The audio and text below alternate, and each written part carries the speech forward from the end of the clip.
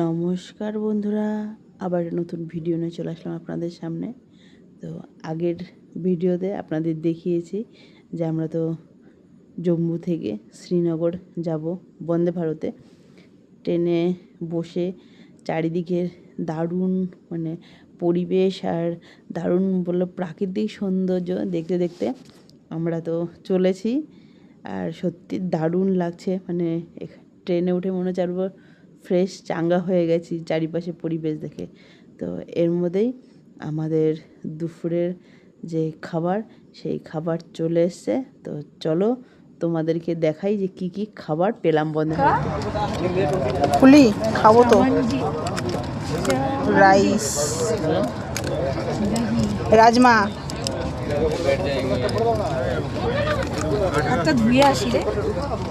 রাজমা, এখানকার রাজমাই তো খায়, টমেটো,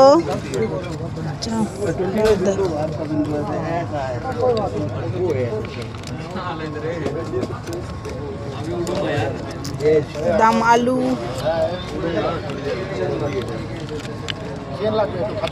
আলুর দম দেখো না দিয়েছে। এটা রুটি, এটা রুটি, এটা দই।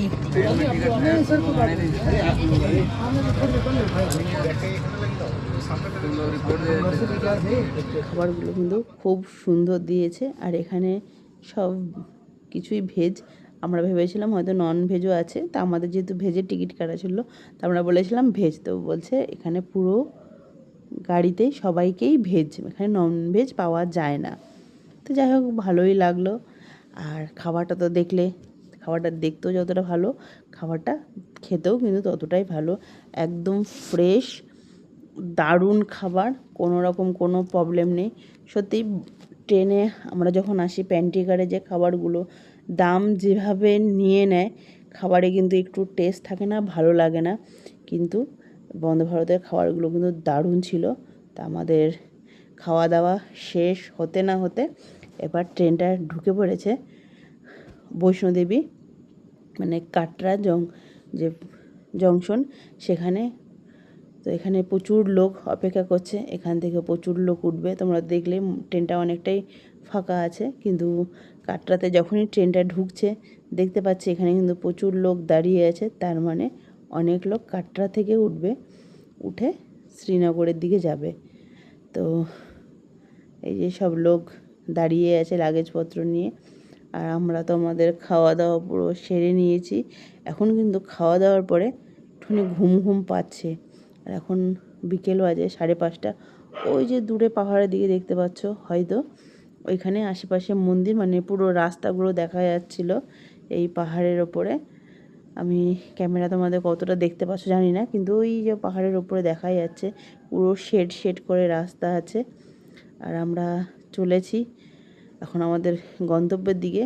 কিন্তু এর পরেই যেটা আমরা অ্যানাউন্সমেন্ট শুনতে পেলাম ট্রেনের মধ্যে, যে সামনেই আমাদের যে ভারতবর্ষের সবথেকে উঁচু যে রেল লাইনটা চিনাব ব্রিজ, সেটা আসছে। তো সেটার জন্য কিন্তু আমরা সবাই প্রস্তুত হয়ে আছি যে দেখব সত্যি চিনাব ব্রিজের ওপরে যে যাব, সেটা শুনেই কিন্তু দারুণ এক্সাইটেড মনে হচ্ছে। এই যে ভেতরে টানেল চলছে, এই টানেল পের হলেই কিন্তু চিনাব ব্রিজ আসবে। আর মোটামুটি সবাই কিন্তু ক্যামেরা নিয়ে একদম রেডি হয়ে গেছে। উফ, অসাধারণ! বাইরের শুধু ভিউগুলো দেখো, সত্যি মনে হচ্ছে আমরা যদি মেঘের এই দেশে ভেসে যেতে পারতাম, দারুণ হতো, দারুণ, সত্যি অসাধারণ, দারুণ লাগছে। এখনও তো কি বলবো, শ্রীনগরে এসে পৌঁছায়নি, কিন্তু তার আগে এই বন্দে ভারতে এত সুন্দর জার্নি, আর এত দারুণ একটা বাইরের যে পরিবেশ সৌন্দর্য। এই যে আমরা এখন উঠে পড়েছি চিনাব ব্রিজে। এখানে কিন্তু চিনাব ব্রিজে দেখো, এখান থেকে হাঁটার মতনও আছে, যে প্ল্যাটফর্মের মতন, এখানে কিন্তু পুরো হেঁটে যাওয়া যাবে। আমরা ট্রেন থেকে দেখে যা বুঝছি। এই যে চলেছে চিনাব ব্রিজের ওপর দিয়ে আমাদের বন্দে ভারত ট্রেন। আর এই চিনাব ব্রিজের ওপরেও কিন্তু যে সিআরপিএফ মিলিটারি বলো, এরা কিন্তু এখানেও ডিউটিতে আছে। আমি মানে যখন থেকে আমরা জম্মু কাশ্মীর স্টেশনে নামলাম, জম্মু তাবি, সেখানে দেখতেই পাচ্ছি সব জায়গায় কিন্তু আর্মি, সিআরপিএফ সব জায়গাতেই আছে। মানে কোথাও বাদ নেই যে একটা হয়তো ওরা কোনো কোনা কোনো ফাঁকা কোনো কিছুই বাদ দিচ্ছে না, মানে যাত্রী সুরক্ষার জন্যই ওদের তো রাখাই হয়েছে সত্যি। আর প্রত্যেকটা জায়গায় মানে বলতে পারো কত দুর্গম জায়গায় আমরা যেখানে রাস্তা দিয়ে আসছিলাম দেখতে পেলাম কেউ নেই আশেপাশে, শুধু দু একজনের সিআরপিএফ তারা ডিউটি করছে বন্দুক নিয়ে। আর ওই যে আমরা চীনা ব্রিজ পেরিয়ে গেলাম। আর সত্যি দারুণ, মানে পরিবেশ দারুণ, মানে বলে বোঝানো যাবে না ভেতরে কী ফিলিংস হচ্ছিলো। মনে হচ্ছিলো এই ট্রেনের জার্নিটা যদি আরও কয়েক ঘন্টা লম্বাও হয় তাহলেও মনে হয় কোনো রকম বিরক্ত লাগবে না, কারণ এত সুন্দর পরিবেশ। দারুণ সৌন্দর্য উপভোগ করতে করতে আমরা কিন্তু আমাদের গন্তব্যের দিকে এগিয়ে চলেছি, ঘড়ির কাঁটা তাই বলছে। আর এরই মধ্যে আমাদের বিকালে যে টিফিন সেটাও দিয়ে দিয়েছে। এদিকে কচুরি, চিড়া ভাজা, ওইদিকে বাদাম চাক, এদিকে একটা চায়ের কিট। তো এটা ঝটপট করে আমরা এখন খেয়ে নিই।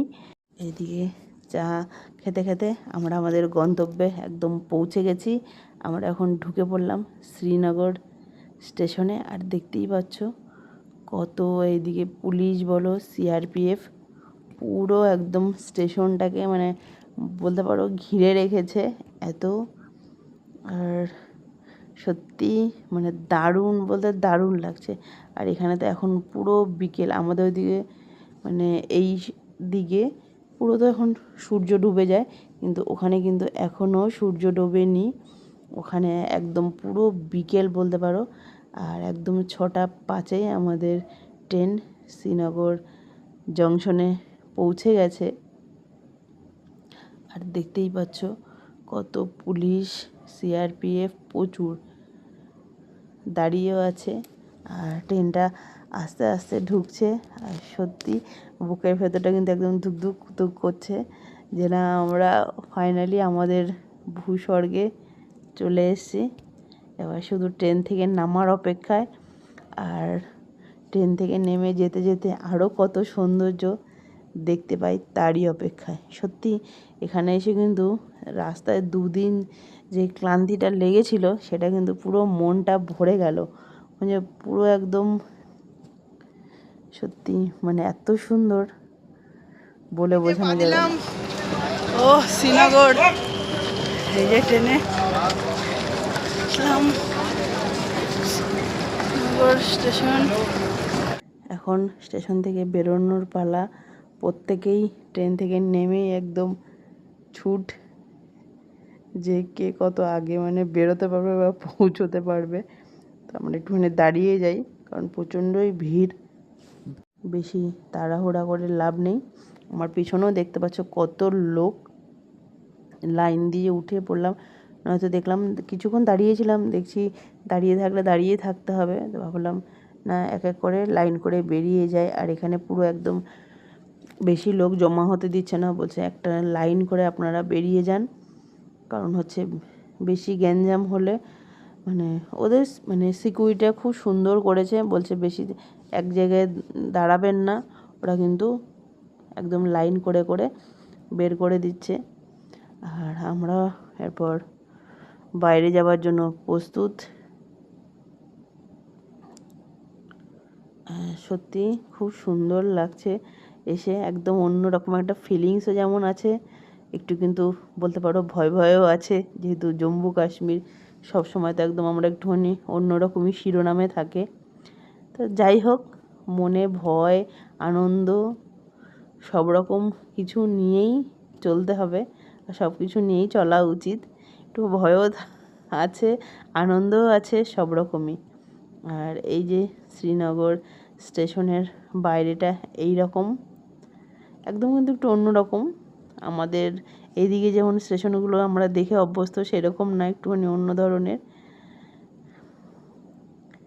তো এখন সব লোকজন এসে বাইরে এদিকে ছোটাছুটি করছে, যে যার মতন ট্যাক্সি গাড়ি ধরার জন্য, এবার যে যার গন্তব্যে যাবে। আর এইখানে একটা আমাদের ভারতবর্ষের পতাকা আর এরই মধ্যে আমরা এখন এখানে সব পার্কিং গাড়ি, আমাদের তো গাড়ি বলাই আছে আগে থেকে, তো সেই পার্কিংয়ে আমরা চলে এসেছি।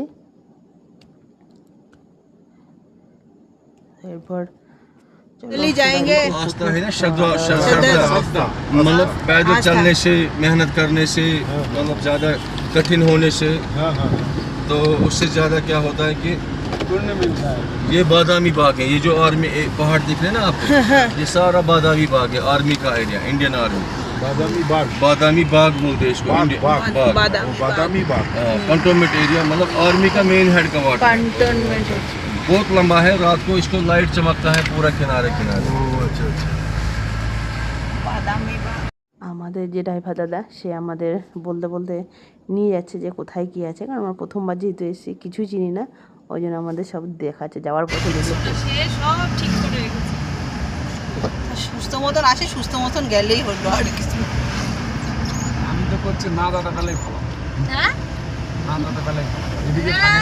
এদিকে থাকে গেলে আগে যে তোমাকে রেখে যাবো, বানটালে নামাই দিয়ে তোমাকে রেখে আসছো যে ও ছানা এখন বউকে পাঠা দিও আমাদের সাথে। কি রিভার? जहलिम जहलिम জেলিম। जी। सोनमर्ग का, पहलगाम का, गुलमर्ग का, दूध पथरी। রোদ দেখ, বৃষ্টি হয়ে গেল একটু আগে, ওই জন্য এখন রোদ, প্রচুর রোদ। দেখো এখানে মনে হচ্ছে 6:30 আমাদের সন্ধ্যা সন্ধ্যা ভাব হয়ে আসে না? হ্যাঁ, এখানে তো পরিষ্কার, মোট এখানে মনে হচ্ছে 7:30টায় সন্ধ্যা পরে সন্ধ্যা লাগবে হিসাবে 6:30। এখনো এইরকম রোদ।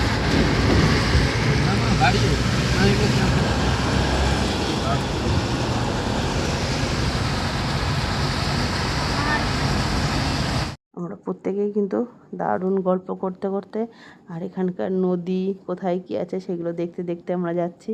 আমাদের কিন্তু ভালোই লাগছে।